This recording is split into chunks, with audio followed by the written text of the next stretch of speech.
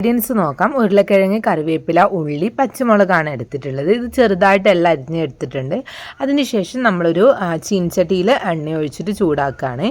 എണ്ണ നന്നായിട്ട് ചൂടായതിന് ശേഷം നമുക്ക് കടുക് ഇട്ട് കൊടുക്കാം കേട്ടോ. കടുക് നന്നായിട്ട് പൊട്ടി കഴിയുമ്പോഴാണ് നമ്മൾ അതിലേക്ക് കറിവേപ്പില ഇട്ട് കൊടുക്കുകയാണ്. കടുക് പൊട്ടി കഴിയണം, അല്ലെങ്കിൽ ഒരു സൈസ് കടിക്കലായിരിക്കും. അപ്പോൾ കറിവേപ്പില ഇട്ട് കൊടുത്തിട്ടുണ്ട്. അതിനുശേഷം നമ്മൾ വെജിറ്റബിൾസ് മൊത്തത്തിൽ ഇട്ട് കൊടുക്കുകയാണ് കേട്ടോ ചെയ്യുന്നത്. സെപ്പറേറ്റ് വഴറ്റാൻ നിൽക്കുന്നില്ല, എല്ലാം ഒന്നിച്ച് തന്നെ ഇട്ടിട്ട് വഴറ്റിയെടുക്കാണ്ട് ചെയ്യുന്നത്. അപ്പോൾ ഇത് വഴറ്റാൻ ആവശ്യത്തിന് നമ്മൾ കുറച്ച് ഉപ്പും കൂടി ഇട്ട് കൊടുക്കാം കേട്ടോ. അതൊന്ന് വാട്ടിയെടുത്തതിന് ശേഷം ഇഞ്ചി ചതച്ചതാണ് കേട്ടോ ഇട്ട് കൊടുക്കുന്നത്. ഈ സമയത്ത് നിങ്ങൾക്ക് വെളുത്തുള്ളിയും കൂടി ഇട്ട് കൊടുക്കാം. പക്ഷേ വെളുത്തുള്ളി തോല് വലിക്കാനുള്ള ചെറിയൊരു മടി കാരണം, എടുക്കാനുള്ളൊരു മടി കാരണം ഞാൻ എടുത്തില്ല. വെളുത്തുള്ളിയും ഇടാം. അതിനുശേഷം നമുക്ക് അടച്ച് വെച്ചിട്ടൊന്ന് വേവിച്ചെടുക്കാം.